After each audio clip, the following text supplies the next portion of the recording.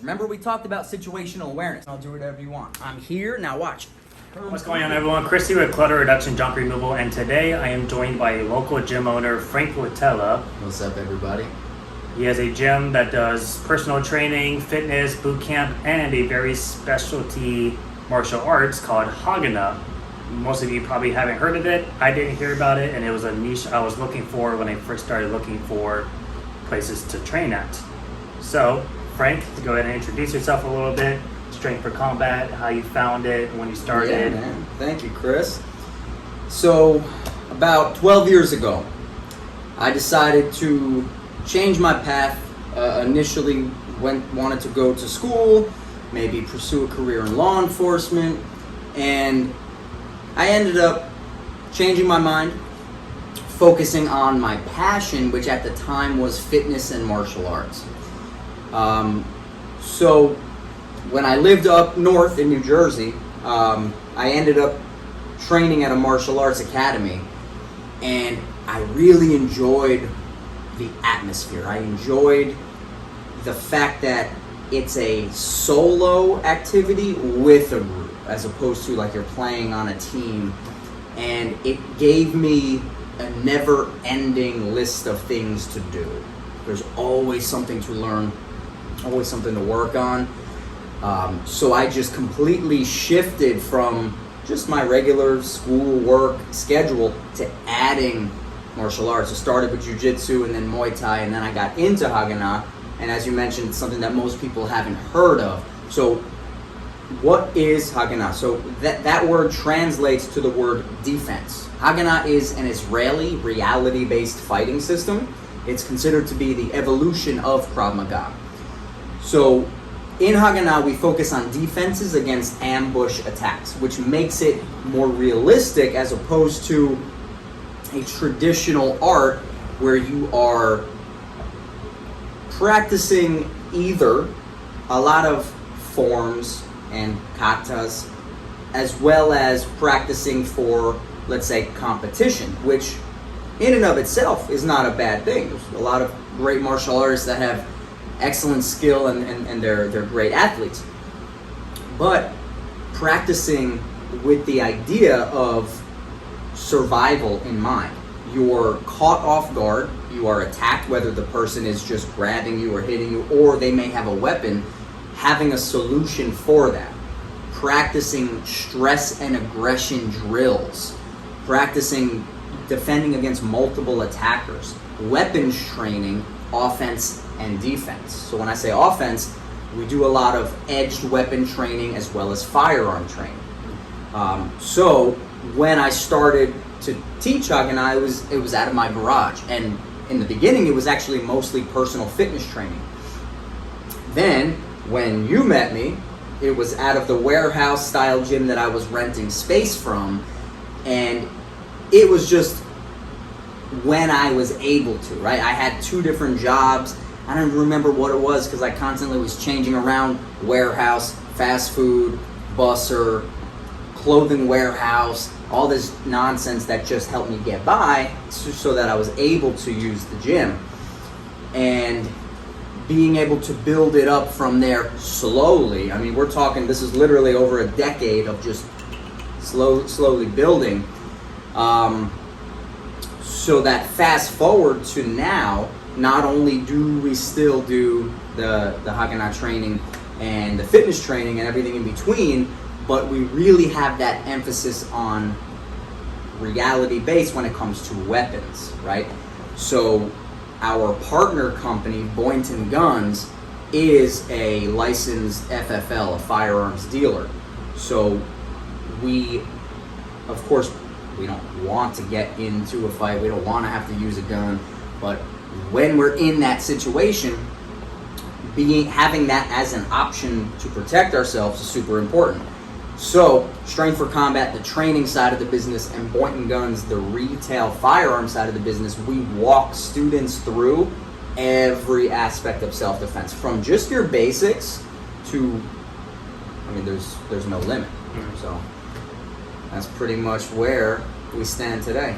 Sounds good. Yeah, and I think I met you, when I met you, I was driving as a Lyft driver, because I remember asking you like if someone were to put a gun to the back of my seat, because I've had some sketchy people when I drove Lyft, and that's what made me not want to do it anymore. And I've heard some stories of some sketchy people, Yes. Lyft, Uber, all those ride sharing things. Yeah, so that was even before I was a mover, so that's more than 6 years ago. But yeah, I mean, that's definitely, it's one of those things where it's like, in our area at least, like I did judo for a little while, and that was fun. You know, they basically teach you how to fall, using your leverage and your momentum to put people off balance or 3 times your size. And then competition came, I got hurt. But it's definitely hard to find a specialty around here. Like there's judo here and there's a couple of jiu-jitsu places, there's a capoeira place nearby, but they're not like specific to self-defense, in my opinion. Like I think this is almost perfect because you might get in a fight with someone in the street and you can sit there and, you know, you can do judo, you can do jiu-jitsu and, you know, secure yourself, or you can do like the close quarter combats we do, which is effective to the point. Yeah, for sure. It can't, you know, under stress, if you know 1,000 different techniques, your brain is going to scan through those, and you have to choose which one you use in that time frame, right? It's not wrong to know a lot of stuff, but finding a simple solution to a common problem and drilling that over and over and over so that your muscle memory takes over and you just move, you know? And what you mentioned, yeah, there's a lot of martial arts academies, self-defense schools. Think of it like restaurants, right? There's restaurants all over. Some of them are better than others. And just because I don't like to eat at that restaurant doesn't mean this person, it's not that person's favorite restaurant. It depends on what you're in the mood for. But like you mentioned, the niche, the specific aspect of it, and the authenticity, right? So I like Italian food.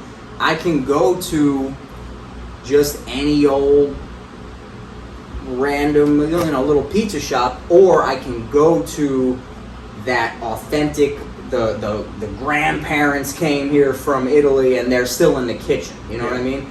So finding that authentic spot is what you should. Even if you say, well, okay, you know, reality-based self-defense is cool and all, but I just want to learn a martial art. Okay, find that, but find the best that you can. Find the authentic one and make sure that the instructors or the owners, whoever's in charge of it, they're passionate about it. That's what it comes down to. Yeah, definitely. It's hard to find that too, because it's almost like things down here are commercialized.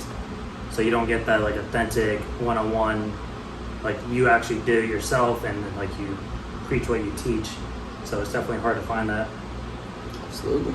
So you kind of elaborated a little bit on your startup. Me knowing you've bounced around through a few different warehouses. You've continually grown, which is great. You've expanded into more classes, which is what we're currently in right now. We're at a slightly larger facility than the one next door. Now you're incorporating weekend events, so they're going to be a little bit more mixed, and you're increasing the type of classes that you teach, getting on new employees. Was there a point starting off where you felt like, you know, this isn't going to work out, or this is... Points. Yes. Capital yes. So there's always going to be an issue that comes up. And it depends on how you handle it. Because it's so easy to just say, you know what? They were right. I'll just leave it alone. I'll get a job. Oh, you know what? It's just a little bit too hard. I don't want to put myself in a bad position. I don't want to put myself in debt. I want to still be able to go out with my friends on the weekend, so I'm just going to take the easy way out and say forget it. There's always going to be some issues. It's how you handle it and how you overcome it. I thought about quitting many times. Because like I said, it's the easiest option. You want to, in life, you just, take the elevator. It's easier. But the thing is, for me, I really enjoy the pursuit. That's what I like. Like, in all honesty, if it was just, okay, open up your business, work for a month, and it's boom, exactly how you want it to be, it wouldn't be as sweet. It wouldn't be as good. Be nice though. It would be very nice. I'm not saying I wouldn't do it, but you wouldn't get that same fulfillment. Yeah. You know, and oftentimes it's like, you know, let's say you're training for a physical event, like, I don't know, a run, whether it's a simple 5K or a marathon or something. You're training for that event. You wake up every day, you put the time in, you stretch, you recover, maybe you pull a muscle and then it sets you back a little bit, but when you eventually finish, you feel great. But then it starts to come down, and then what's next? If you do nothing, you actually might feel like maybe a little bit depressed, a little bit like I don't have that thing anymore. So then you've got to find that next pursuit. So for me, it's about the pursuit, it's about the challenge, and it's just about, yes, it's easy to quit, but if it means a lot, if it's really what you want, stick with it. Not too shabby. I've noticed, like, with the business, like, if I didn't, like, dive into marketing for, like, let's say a month, and, like, the next month suffers, maybe it's just slow, maybe it's because I didn't do, like, great marketing, like, it hurts more than if at least, like, I went out and, like, pushed for it, even if I don't get the results. It's irritating, but at least I know, like, I put in the work for it. Yeah, so you did something. It's a satisfying, dissatisfied feeling. So. No, without a doubt, because you have the ability, for example, if as someone who I don't believe at the moment you have employees, if you don't do it, it doesn't get done, right? Now maybe you have a couple helpers, but at a certain point, it was just you. Yeah. So if you don't do it, it doesn't get done. Correct. Meaning, if you don't do that marketing, it won't get done. So for me at least, if I don't do whatever it is on my to-do list, even if it doesn't change the outcome of the week, of the day, of the month, in my mind, it's like, oh no, I took 2 steps back because I didn't do what I was supposed to do. And I think that if you're not hard on yourself as an entrepreneur, then you're more likely to just let things slide and you don't have the discipline. Yeah. Then of course, if you're too in your head, you're not going to be able to enjoy the day to day. Yeah, you're not living your life. Now, there's those little obstacles coming up. What's something that you face even now? You're a little bit more established, you have growth going on. What's an obstacle that you're constantly dealing with other than the AC going out? There's always, so I think it's about how you handle it, right? Because things happen because of me, things don't happen to me. Meaning, I got rid of the victim mindset. Why me? Poor me. My AC's out. Poor me. Yeah, I'll complain about it because it's 87 degrees inside. You know, the landlord has to fix this, this, and this. But I can be the victim, or I can just say, you know what? It's Florida heat. It's a mechanical system. It's all right. I still have my business going. People are still coming. It is what it is. So, yeah, there's a lot of challenges. There's always going to be. I forgot who. I read a book recently.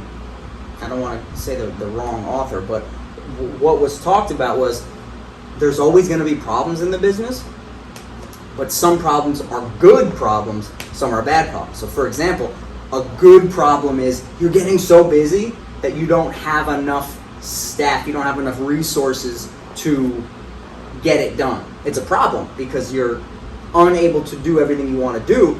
That's a good problem. Yeah. As opposed to like a bad problem, you just lost a ton of money because you screwed up or you got scammed or whatever the case is. So, you know, for me, I can't say there's this one specific challenge at the moment.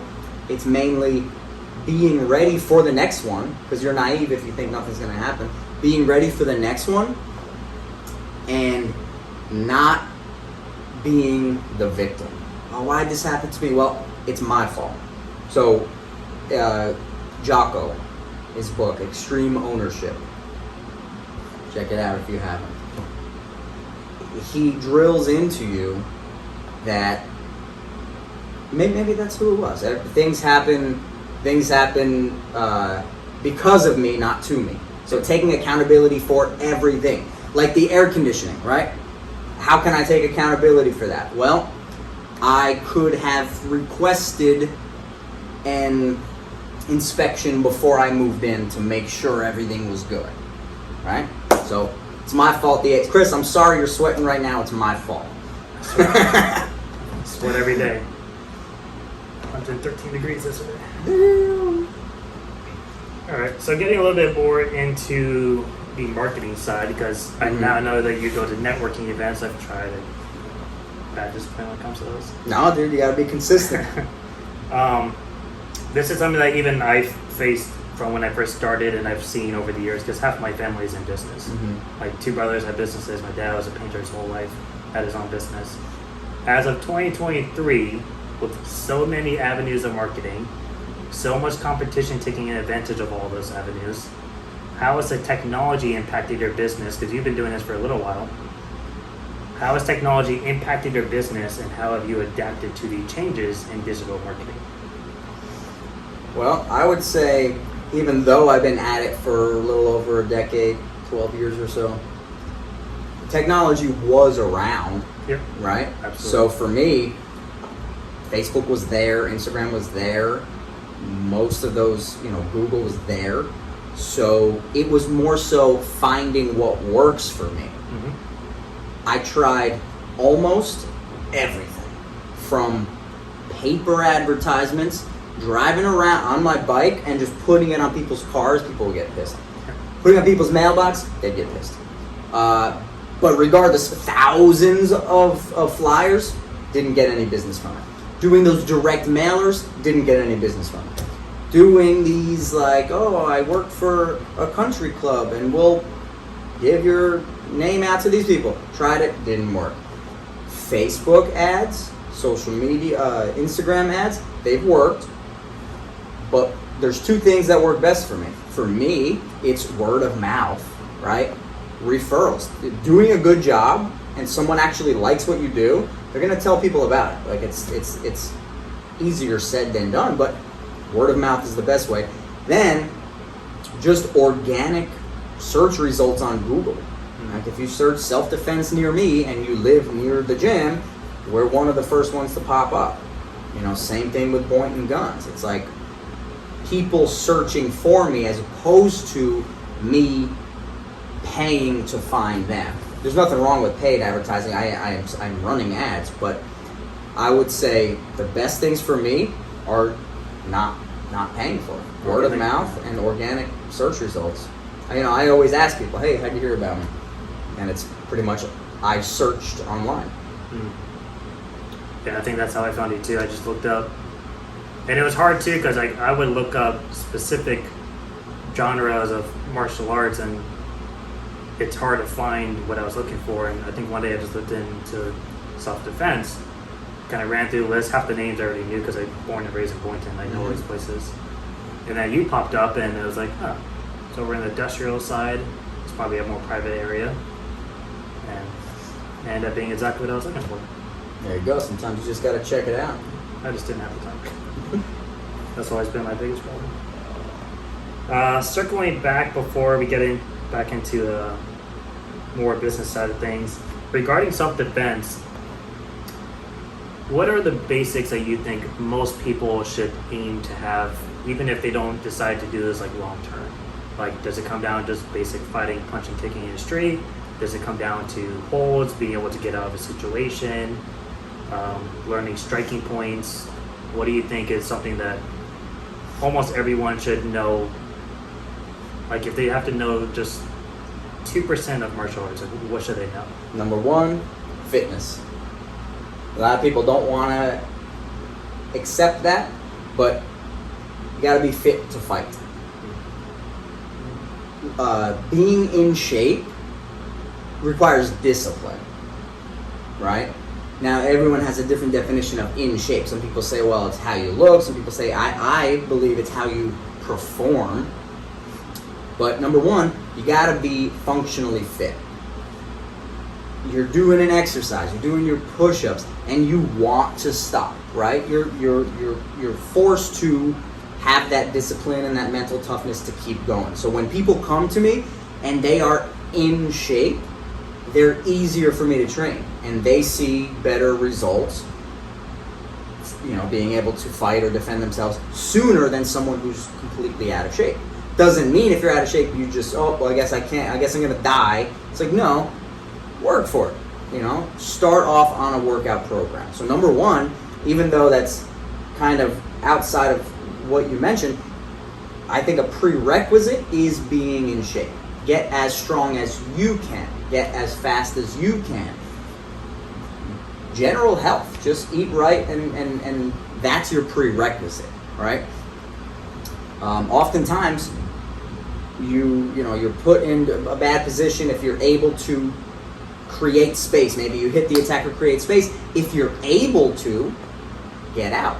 Well, how are you going to run if you're out of shape, if they're chasing, right? See what I'm saying? So fitness is number one. Then I would say have a good striking foundation. Boxing and or Muay Thai. Being able to throw punches and kicks and elbows and knees with speed, with power, and understand distance and timing is very important. So fitness, boxing, Muay Thai, those are pretty much the two strong ones in my opinion, but something striking related, and the fitness overlaps with that. You can't be good at boxing or Muay Thai and be out of shape. It's just it's not a thing.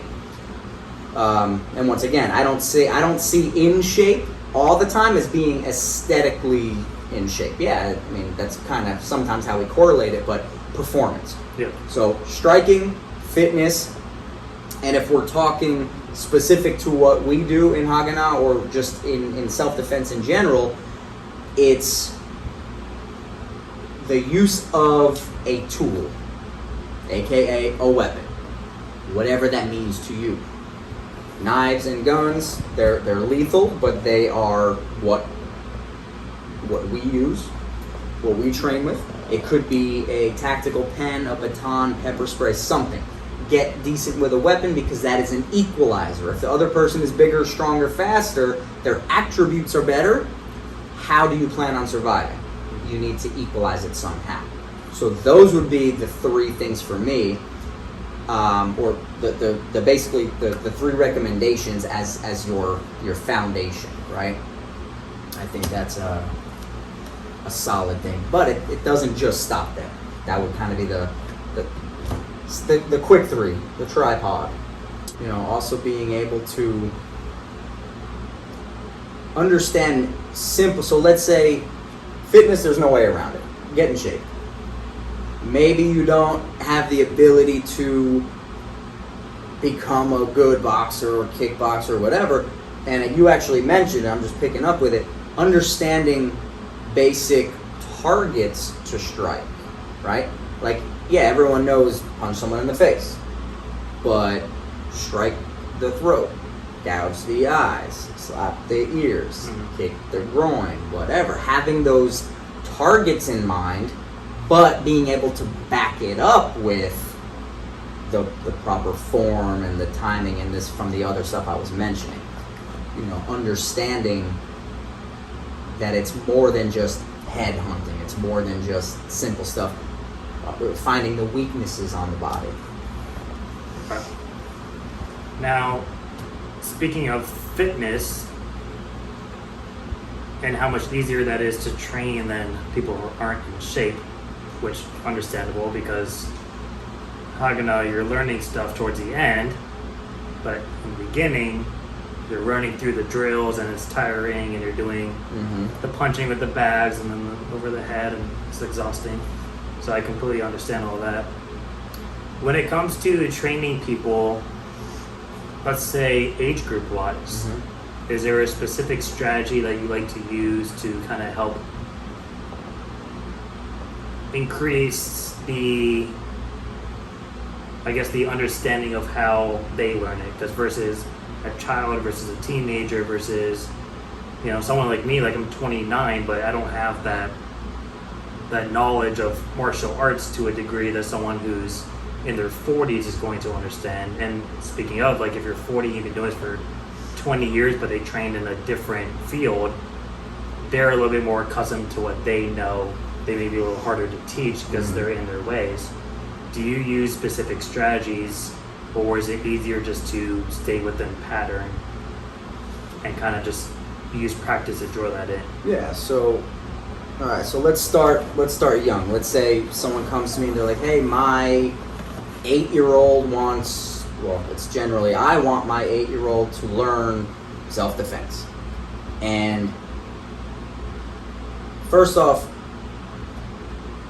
anybody, young, old, who wants to see a result, doesn't matter what it is, fitness, martial arts, self-defense, shooting, anything, you have to be consistent. You have to be consistent. So you can put so much time in for 1 month and then never do it again, and yes, you're going to get something out of it, but I would rather have somebody just train a little bit, but for a long time. So you're a kid, you come through. Same thing, fitness.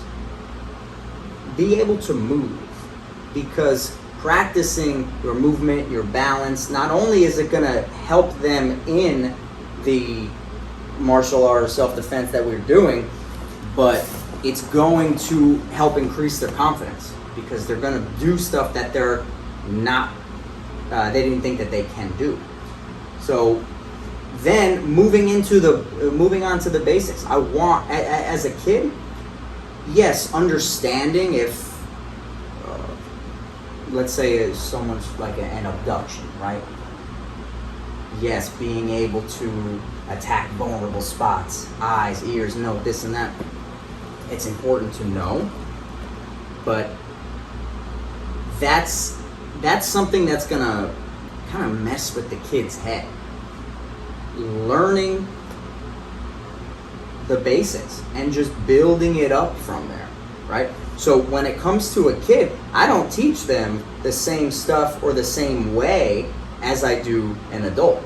It's just not as, in my opinion, it's not as practical. I believe that the kid has to kind of climb up the ladder a little bit. Now, once again, it depends on age. It depends on a lot of factors. Training someone, you mentioned someone who's been doing martial arts a long time. If they are set in their ways and they believe what they learn is the best and there's nothing better, then it's hard for me to teach them, because why are you here, right? If you believe what you know is the best, you're just here for a workout. That's the way I see it. So my ideal client is somebody, generally speaking, late 20s up to late 40s, 50s. Someone who I can transform. Because as I mentioned, I want to see that long-term shift, as opposed to someone who comes in for a weekend and I never see him again. So I like to build somebody up. Someone who doesn't already have bad habits from doing a martial art that might not correlate to self-defense, and to be able to transform them from here all the way up. That's about right. Because I know in judo, they were teaching the kids the same exact way they were teaching the adults. The only difference is they're not as aggressive and they're not as stern with the kids. They're still kids. They get to treat them like kids. But they were still learning the same techniques I had to learn to the exact same degree. Even as you progress, the kids could be, what are the belts? A kid could be a green belt, which is 6 or 7 down the line, and he's doing the exact same thing as an adult green belt would be. Yeah, I mean, why are there weight classes in martial arts and boxing and stuff like that? Because size and strength does matter. Yes, there are things you can do leverage and putting people off balance and striking vulnerable spots, this and that. It helps. But as I mentioned, the use of a weapon equalizes the situation. You can't arm kids, you know what I mean? So that's why, I mean, there's all different, there's exceptions to certain things, right? But I would say generally, I don't train young kids. I'm not talking teens. I don't train kids the same way I train adults. It's a different mindset. Oftentimes for kids, yes, there needs to be discipline. It has to be hard. And if they're doing something incorrectly, it's like, hey, that's not right. Let's fix it. You know, I'm not gonna just let them think that they're good if they're not. But as far as adults go, things are gonna be more challenging. We were talking earlier about stress and aggression drills. So putting that student in an uncomfortable spot where they're doing a task, they're hitting, you know, a pad while other people are hitting them, and they can't block it all, and they're getting overwhelmed, and then they have to perform something, whether it's disassembling their gun, doing a drill, doing a sparring session, whatever. It's something that a child doesn't need to be put through.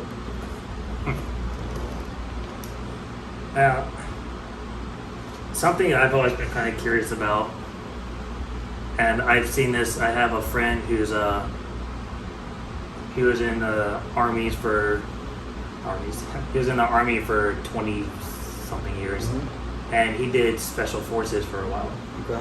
And after he got out, he trained some guys that he knew just one-on-one that were heading or wanted to go into the military, just to kind of give a little bit, like, you know, head start in combat. Yeah.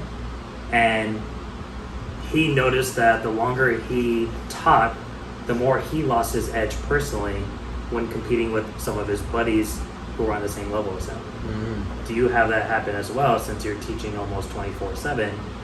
You know, how do you train with just yourself, or do you train against people who are on your level so you can keep that edge? That's an awesome question. That's a good question. So if you are teaching full time, you can't train as much, but you can't use that as an excuse and say, I can't train, period, right? So everybody has to have a mentor no matter what you're doing. So I still train with my instructor. Whenever he has an event, whether it's a firearm event, a striking event, whatever it might be, I capitalize on it and I take the training. It's normally a weekend course, right? So aside from doing that, how do I maintain my training? Well, back to what we were talking about earlier, fitness. You can do it on your own. You mentioned that. Having a workout regimen and practicing and maintaining your strength, getting stronger, maintaining your endurance, getting stronger, and doing as much drilling as you can on your own, hitting the bag. Yeah, obviously the bag doesn't hit back, but it's all about maintenance and making yourself as good as you can on your own, and then supplementing with a training partner. So obviously when I'm teaching, I'm practicing the techniques. So I stay sharp on that. So then what's left is the actual, I think you mentioned the word competition or the sparring on that. And that's where when I train with my instructor, my mentor, that's where that comes in. Okay. You know, so there always there's gonna be that give and the take. If you don't teach and you have a lot of time available, you can train as much as you want. If you're teaching full time and you don't make the time, I don't say don't have time, you don't make the time to put yourself in there and work on your fitness, work on your striking, work on whatever, there needs to be a balance. Have you ever felt at any point though that you start to slip just a little? Yeah, there's been times in the past where I would use the excuse because I wasn't taking ownership, and I would say, oh, I don't have time to train because I'm teaching so much. And then my diet would start to slip, and then I wouldn't work out as much, and I wouldn't train as much. And I was training a lot of people, which was cool, Yeah. but then you do, you train with someone, one of your training partners, and you're like, man, I'm feeling gassed. I'm feeling tired right now.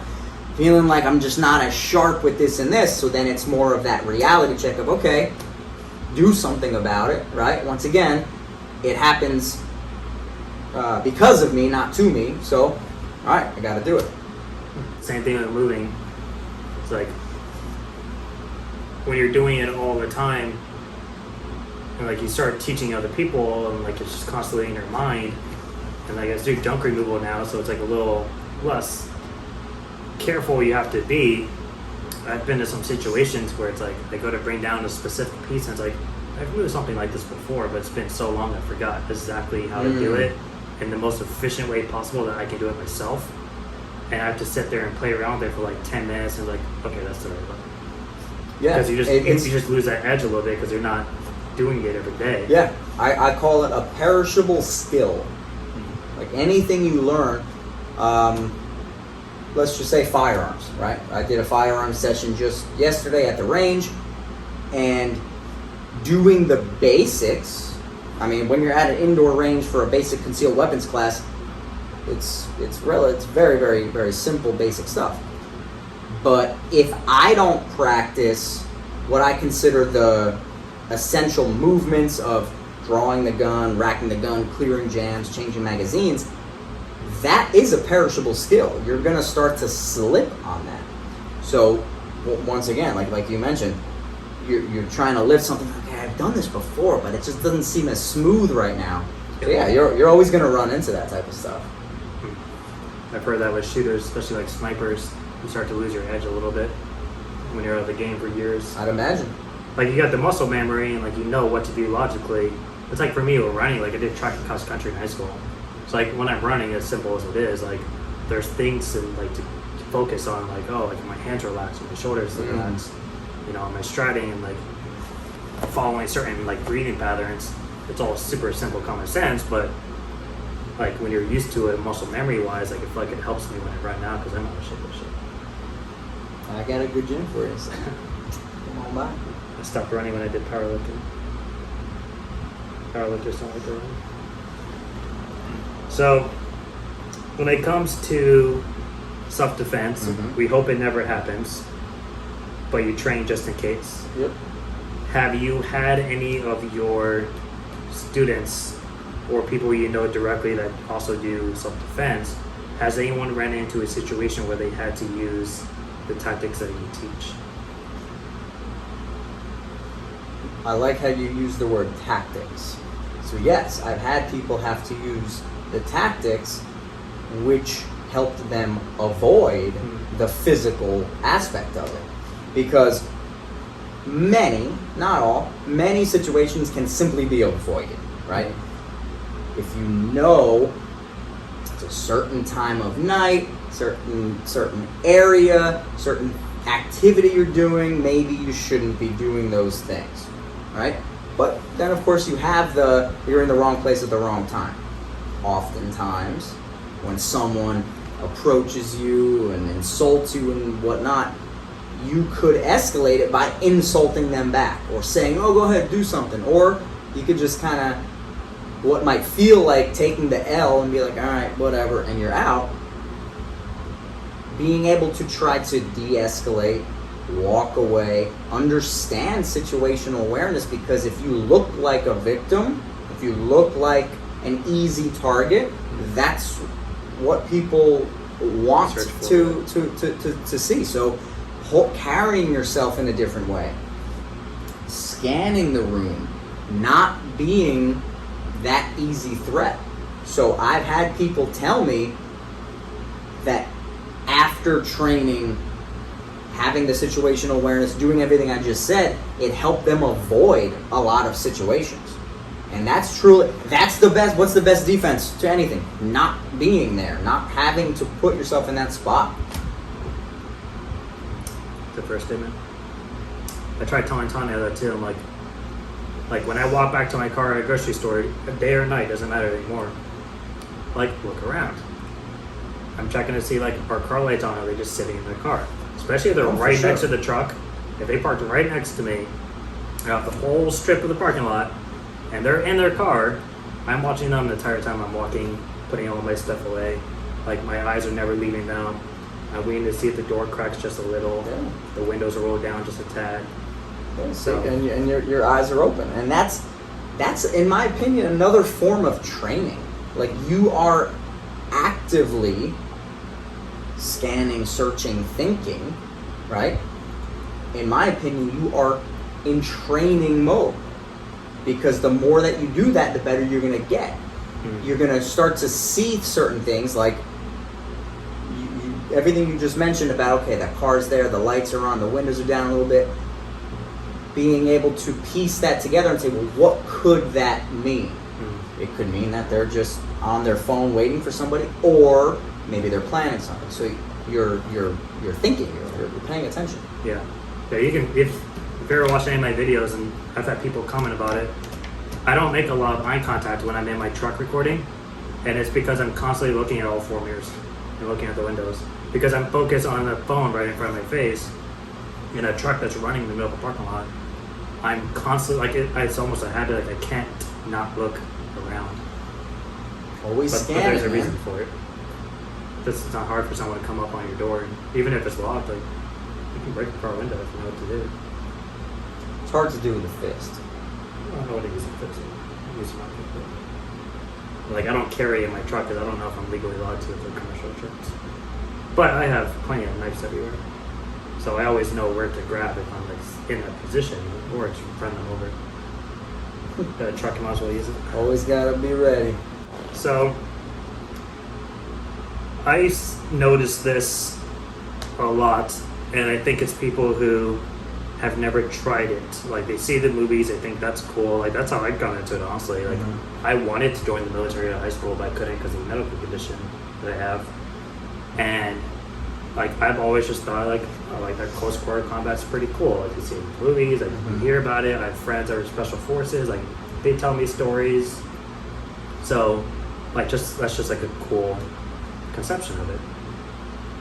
How do you deal with people that maybe have that misconception of, oh, well, it doesn't work because, you know, how realistic is it? Like, I think we both know in the moment, a lot of what you're trained to do is going to go out the window, unless you're just purely bred into it, because it's that moment, it's that split second for, like, fight or flight. Okay. So how do you handle that misconception that people have? You know, how do you kind of reassure that, you know, it's not a guarantee, but you're assisting yourself, that if you're able to think in that moment, you know, you have one more tool in your toolbox to use. Right, so you're only gonna be able to perform as good as the training that you've put in, right? So for example, yes, under stress, things are gonna be very different. It's gonna be that tunnel vision, it's gonna be that overwhelming feeling through your body, right? The adrenaline. You're not gonna be able, your training's not gonna look clean. So we oftentimes in martial arts, we'll talk about good form, like how to throw a proper punch or kick, or this technique looks a certain way, right? So during training, yeah, you should definitely do what you can to make things essentially look good, because there's a reason for everything we do. When we pivot, we keep this hand here, we do all that. Under stress, it doesn't matter. In a real situation, it doesn't matter how it looks. It just has to work for you. So in HaganaH, it's a principle-based system, not a technique-based system. So that means we have our primary danger, our short circuit, and our objective. The primary danger. So give me an example of just a common attack. Hand-to-hand, knife, gun, just anything, like whatever it could be. Being at a bar, a rowdy guy next to you goes to grab your chest, pushes you, you're kind of sitting on a bar stool. Okay. Or maybe so, maybe you get up and he's in your face. okay, so the guy, you said the guy grabbed your shirt, kind of pushed you back a little bit. The primary danger is not his hand on your shirt. This is right now. Look, I'm doing this. I can still breathe just fine. I'm not in any pain. Nothing's still. It's the other hand. It's the hand that he's probably going to try to hit you with, or grab a weapon and use that. Right. So I have to. number one principle is, what is the primary danger? So it's that other hand. The next principle is a short circuit. You have to short circuit this person's thought process. That means you have to hit them. So some short circuits can be punches, elbows, knees, kicks. It depends on a lot of factors, including distance, including your position, including what you might do next. Then my objective. So we said the primary danger was the person's other hand. If I feel as if I do nothing else, they're going to hit me, then I move on to the second part, which is the short circuit. Am I close enough to just knee the dude in the balls and then that's it? Can I flick my fingers toward their eyes and poke them in the eye? Could I hit him in the throat? So primary danger is the opposite hand from the situation you gave me. Hit the person before they hit you, and what's my objective? Well, in that specific situation, you're at a bar. I don't want to hang around there. He's probably got people with him. I want to get out. That's the objective.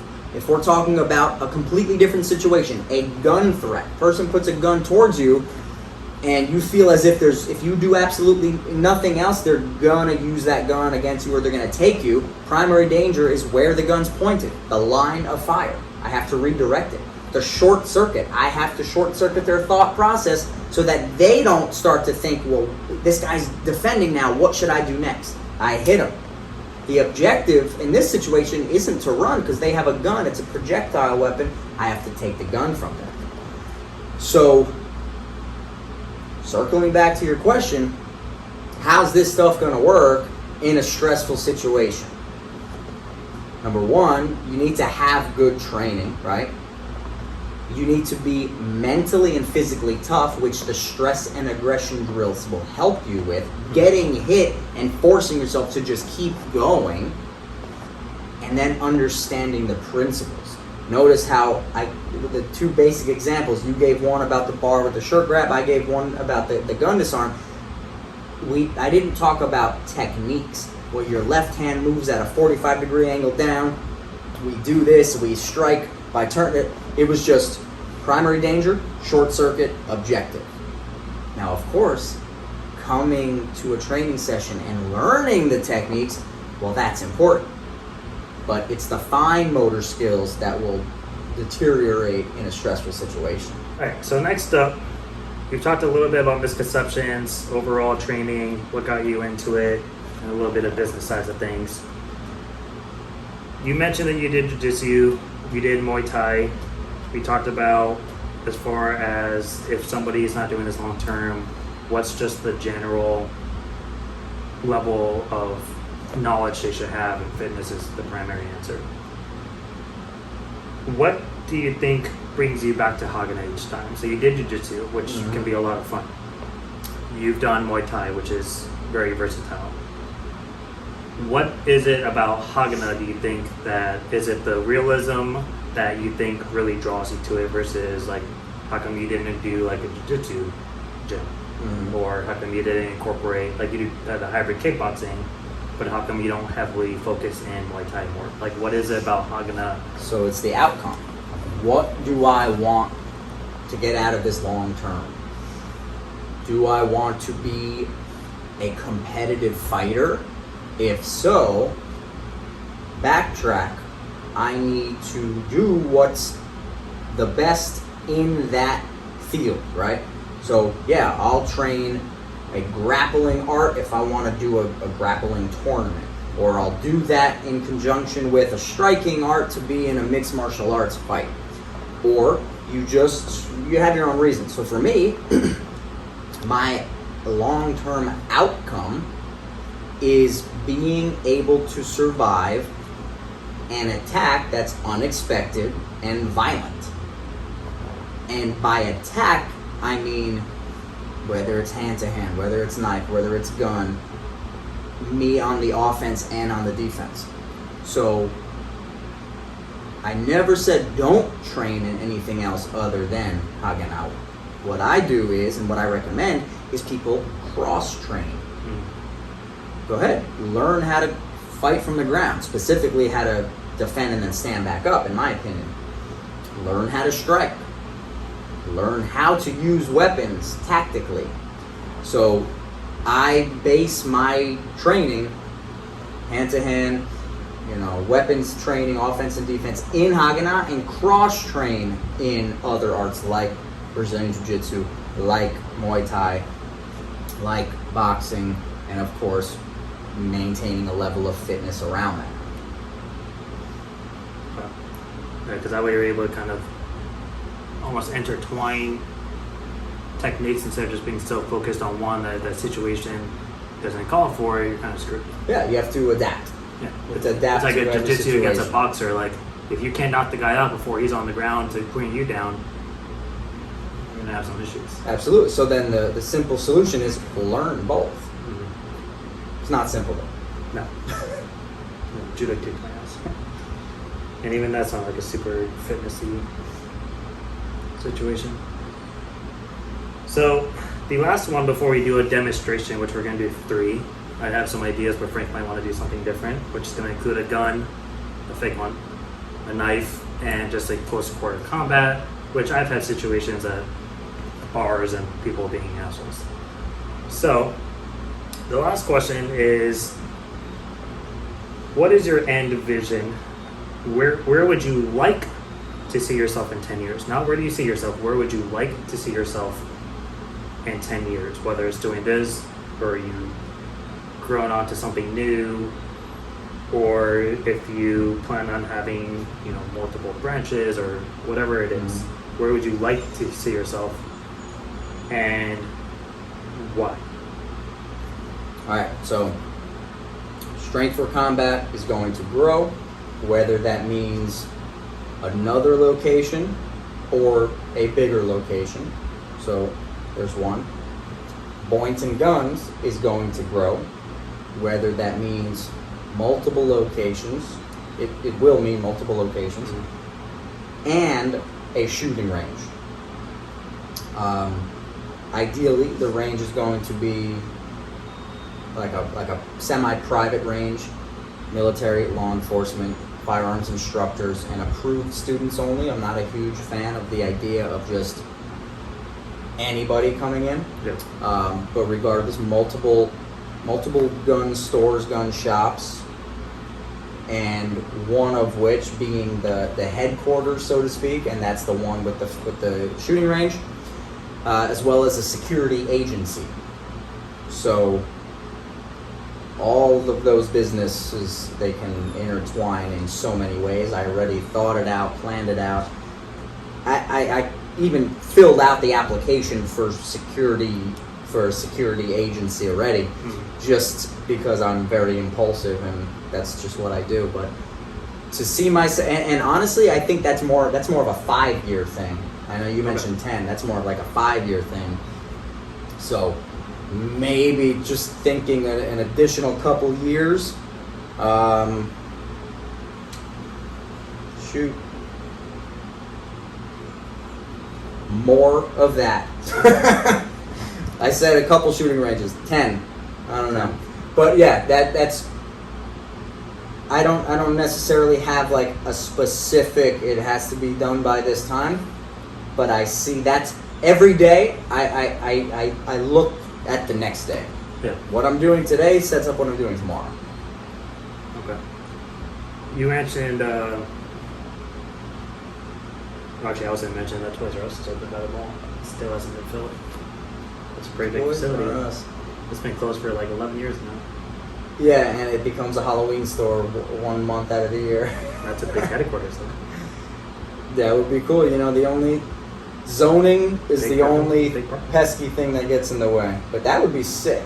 It's a big parking lot. I want to keep Jeffrey the giraffe up there though. Yeah, just give him a gun. Now,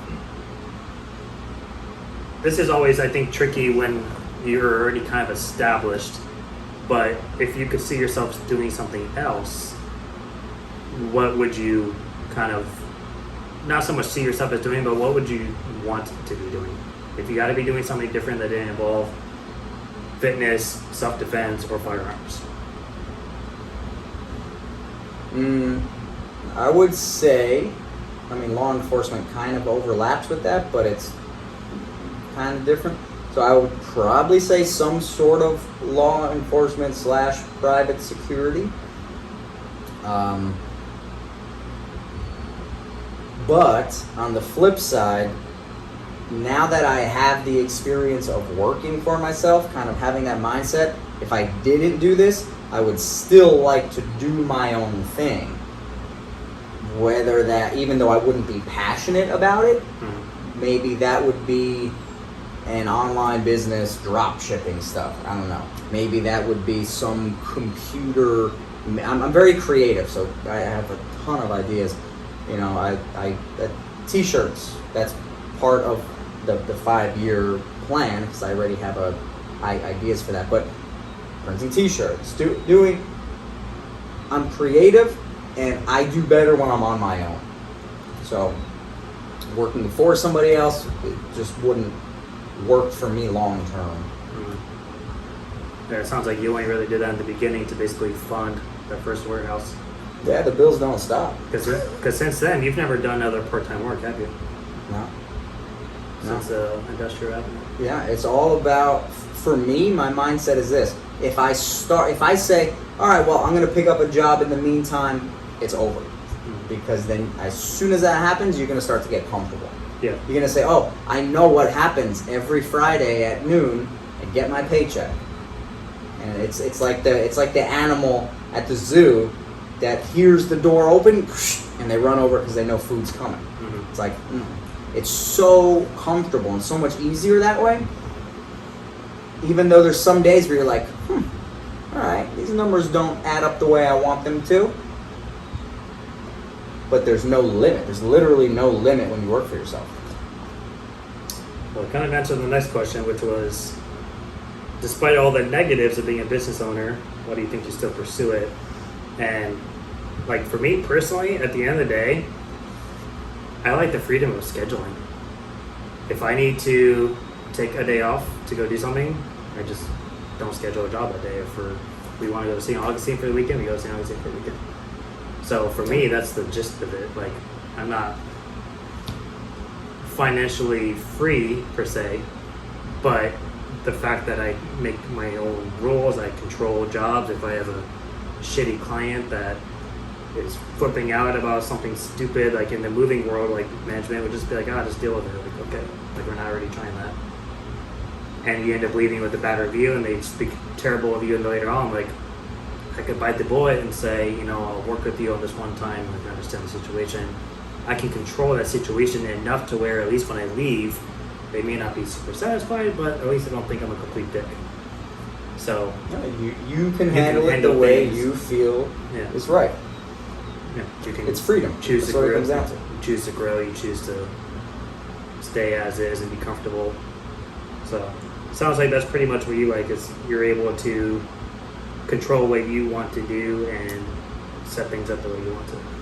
Yeah, and not only that, if you control it and set it up the way you want to and it doesn't go as planned, there's only one person to blame, and that's yourself. So you know for a fact if it worked, all right, good job.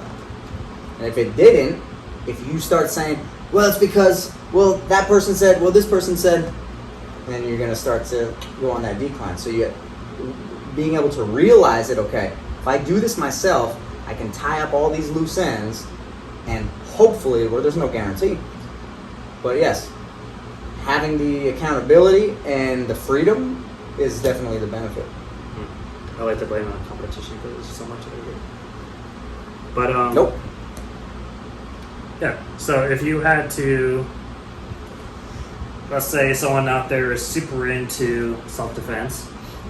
There's not a lot of it specifically for self-defense in, I don't think, most areas. I think it's well known at this point, but it's still very spaced out as far as locations. So if somebody wanted to start a self-defense gym, what would you recommend based on your experience? Like a super summarized blueprint. If they wanted to start teaching or start an actual gym, I would say this. I would say start off small but don't have a small mindset. Like, think huge, 10x your thoughts. Grant Cardone. Exactly. But right out of the gate, you don't have to be huge. That's kind of part of one of my issues was I wanted to scale right away, and it was too soon. So start today. Don't say, oh, well, in 6 months when I finish this, I'll do it, because you won't. You won't. Tomorrow morning, get some sleep tonight. Tomorrow morning, wake up and make a social media post. Free self-defense class at this park. Come and join. Just start. Whatever that means to you is you just have to begin as soon as possible. And don't, like I said, 10x your thoughts and 10x your plan, but there's no reason to go crazy right away unless maybe you have the business experience and you have people that can help you do it the right way. And don't sell out. Be true to yourself and your values. Treat people, especially the ones that are your customers, your clients, because they're giving you their hard-earned money in exchange for a service that you're going to provide for them. So treat everybody, but specifically them, very well with respect. And don't stop. The moment you stop, the moment you get comfortable. That's it, man. Sounds good. Is there anything specifically you want to say before he kicks my ass with a knife and gun? Is there anything specific I want to say? Yes. If you liked Chris's video, subscribe to his channel because he is the man. Now let's do this. Alright, so we're going to start with a gun threat. Keep in mind, number one, this is a defense against a gun threat, not a gun attack. If this person's shooting at you, you better shoot back quick and or get behind cover. Number two, if I cannot touch the gun, I cannot take the gun. If they're standing 10 feet away threatening me with the gun, you're not going to do some fancy ninja roll and try to grab it from them, okay? This is done worst case scenario. So Chris has the gun threat. He points the gun towards my chest. He gives me a command. What do you want from me, Chris? Give me all your money. Whoa, man, I'll do whatever you want. So my hands come up slowly as I talk to him in a non-aggressive way. If you remember a few minutes ago, we talked about primary danger, short circuit, objective. The primary danger is the line of travel. Imagine there's a laser on this gun and there's a red dot on my chest. So if Chris points the gun towards Jim, you probably can't see him, he's my dog, I'm going to show you in a second. Right now, I'm not in immediate danger because the line of fire has been redirected. But he's not going to do it, I have to do it. That means, hey, I'll do whatever you want, pivot first. It comes from the body. So I pivot on my left foot, which helps put me out of the way, but that left hand is what's going to do it. It has to be explosive and you have to overlap your movement with your voice. That means I'm not going to do, hey man, I'll do whatever you want. No good. I'm looking at him, I'm talking, hey man, I'll do, and as he's listening to what I'm saying, I'm moving. Most common thing you're probably going to do is what right now? I'm going to yank back and oh, I'm back in the line of fire. Not ideal. So I'm here and I immediately step forward and I bypass the gun. Primary danger taken care of. Short circuit. I have to hit you, Chris. So now, boom, he's thinking pain. He's thinking, is another punch coming? As he's distracted by that, now it's the objective time to take the gun. So after the punch, I come underneath, but I don't put my arm in the line of fire. And what I'm doing is I'm breaking his grip by bending his wrist, pointing the gun back towards him, and I rack the gun. So let's talk about a few basic things right now. Hold on to that. Number one, I'm in this same spot. I'm in this position. Boom, I hit him. Now, what happens to the gun itself? Imagine this. Imagine the gun's loaded, and I grab the gun, and out of the shock, the surprise, boom, he pulls the trigger. I'm out of the way. At this point, once I take the gun, I need to know how to use it. I need to know how to clear the jam in that gun. Some people even ask me, Chris, well, what happens when you grab that gun? Aren't you going to hurt your hand? The answer is no. Check out the video. Chris is either going to put it in the screen. It'll be really cool if it's here so that it's like by my hand, Chris. Yep. But if not, he'll put it in the description below or above, or he'll put it somewhere. And the video is going to explain this gun threat using a real gun. Meaning what happens as you grab the gun. Demonstrating that you're not going to hurt your hand and that the gun is jammed, and it's as simple as racking the gun to clear that spent shell casing and put a new bullet in the chamber so that I can then control the scene and give him commands. Hands up, get on the ground, and whatnot. So make sure to check out that video. Watch one more time. We'll go through this. Hey, Chris, I'll do whatever you want. Step in, hit, come under, point the gun back towards him as you break the grip, and you are out. Next thing we're going to do. This dude does not have a gun, but he has a knife. Now, what we're going to work is the knife threat to my neck. So somehow I allowed him to get that close. Remember, we talked about situational awareness. I see this person in front of me. There's a lot of things that could have happened beforehand that for some reason didn't, and I allowed him to get this close. So number one, don't allow him to get this close. But if he does, what we're gonna work is this. I'll show it from both angles because you probably can't see too good right now. He has the knife here. Maybe even that hand is controlling me here, so I don't have a whole lot of space. So my hands come up. Let's move a little closer to this camera. There we go. My hands come up. Hey, Chris, I'll do whatever you want. So the principles start off the same with my movement. Primary danger. Let's move this hand for one quick second. Primary danger is his arm coming this direction, cutting my neck. Yeah? So all I'm going to do is pivot the opposite direction. Turn this way, Chris, so these lovely people at home can see. All I'm doing is rotating this way, and now the knife comes off. Now you might say, well, Frank, all he has to do is this. You're right. Which is why my right hand comes up. Hey, I'll do whatever you want. Because as I rotate, this hand comes into contact with the knife. So this is not legal advice. I'm not telling you what to do, but I'm going to show you a deadly force option in this situation. So as I'm here, hey, listen, I'll do whatever you want. I'm here. Now watch. Come through, and I cut Chris's poor little neck, and there's blood spurting everywhere. But guess what? My life was in danger. He had a deadly weapon to my neck, and I had no other options, Your Honor. So let's do it from this side so that he can... We're going to go through this a little bit slower so you can see the motion. It comes from the body. I'm not using my arms per se. Yes, I'm using my hands to grab, but I'm going to lower the camera in a second so you can see that pivot. Hey, I'll do whatever you want. I'm here. Now I'm coming through like this. Watch, don't move. People at home, stay right there. Oh, there's Jim. Right there, that's Jim. Who did you say he looks like? Dobby. He looks like Dobby. Harry Potter. All right, so check this out. Look at my feet, people at home. Hey, I'll do whatever you want.